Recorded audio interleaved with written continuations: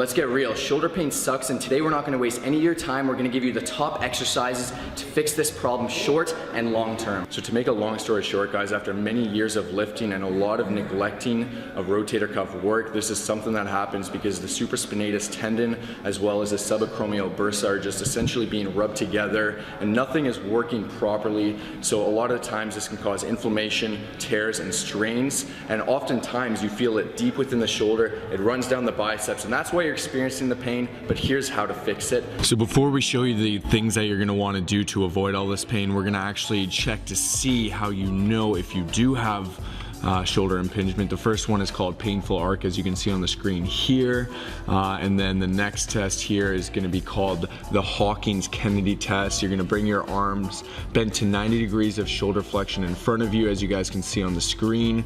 Crank your hand down with the help of your other hand, and you know, if this really bothers you, then you maybe have shoulder impingement. And last but not least, this is called Near's test. You're gonna wanna raise your arm right out in front of you, thumb pointing downwards, and you may have shoulder impingement if this movement reproduces your symptoms. So as promised, we're gonna show you short and long-term fixes. This is the short-term one. You're gonna wanna do 5 to 6 reps against the wall. Once you get to the level of your shoulders, as you raise the elbows up and they come off the wall, you're gonna almost bring them together to try to further externally rotate the arm, as you guys can see on the screen here. By doing this, simply put, you're going to be temporarily activating the rotator cuff, allowing you to reposition the head of the humerus to where it should be, therefore clearing more room to allow you to raise your arm above your head without any kind of pinching. So this is good while you're working out if you're feeling any kind of pain. First up, really simple, really obvious, but a lot of people don't tend to do the most obvious things. If it hurts, stop doing it. If it's a very sharp pain, you want to avoid this. Usually uncomfortable pain, sometimes you can push through, but not always. Especially with this issue, this is more prevalent.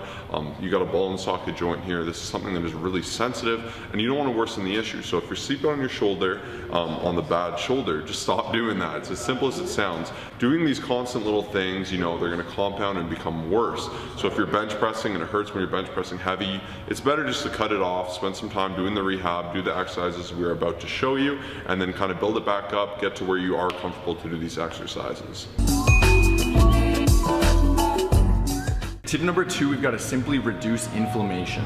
So if there's excessive inflammation, everything's just going to really be disturbed. It's going to bother you, and our goal here is to get that inflammation to go down, to subside, so that way we can move on to other movements to help you guys out. So there's a couple of ways to do this. You can go online, go to your local drugstore and buy some anti-inflammatory gel and apply that a couple times daily. On top of that, I'd highly recommend, and this is something I've been doing a lot lately, is just hot cold therapy for a couple times a day, 10 to 15 minutes.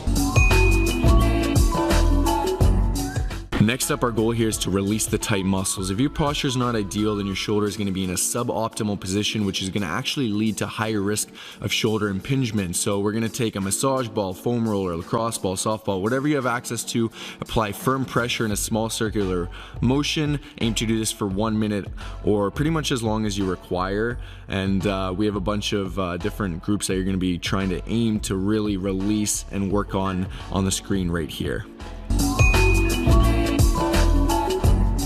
Step number 4, we're going to begin with initial exercises. The goal here is to keep the shoulder as mobile as possible. On the screen here, you see me doing the pendulum. You're going to lean over to allow your arm to dangle underneath you. Use the momentum of your arm and swing from side to side, forwards, backwards, circles, and you can do 10 repetitions each. Next up, we've got forward leans. This is fairly simple. Just place your hand on the back of a chair, lean forward as you bring your arm in an upwards direction, and do this as much as you can without reproducing any pain, and you can repeat 20 times or just hold for 20 to 30 seconds. So next up, we have rotations.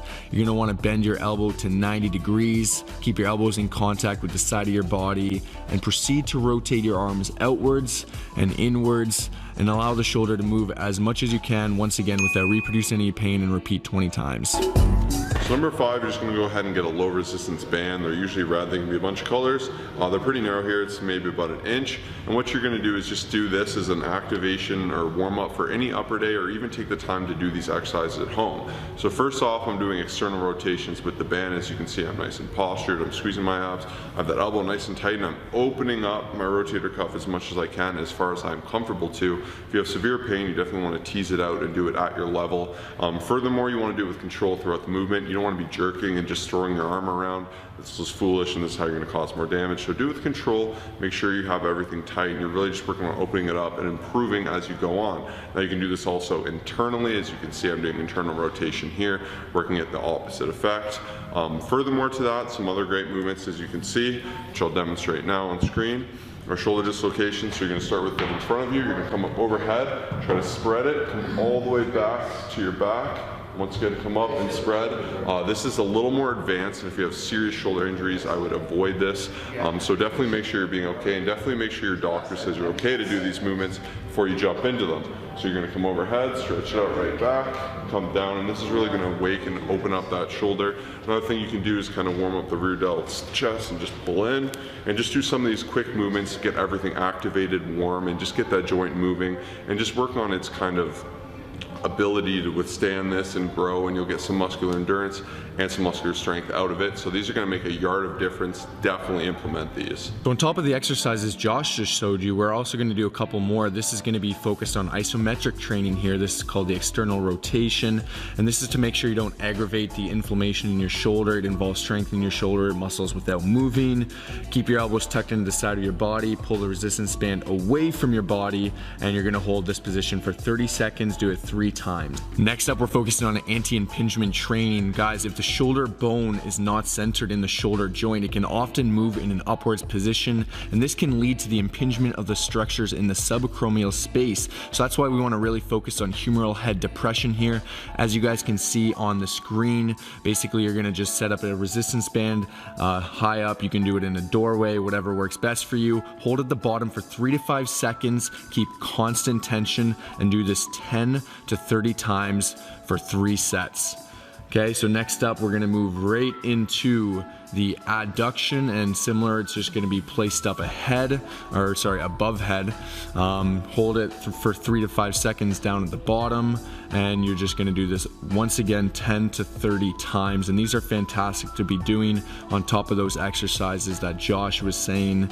Next up, we're moving into exercises where we're working against gravity. So we're starting off with the flexion. You're going to want to stand on the resistance band this time, aim to pull the resistance band upwards to shoulder height, hold for 3 to 5 seconds, return slowly down, repeat 10 to 30 times, and perform 3 sets of these. Okay, so and last but not least, we're moving right over into abduction. Similar, once again, you're standing on the resistance bands, you're pulling it to the side, holding for 3 to 5 seconds, and you're always, for every one of these exercises, keeping constant tension throughout. And once again, 10 to 30 times, perform 3 sets of these, and you guys will be well on your way to strengthening that rotator cuff.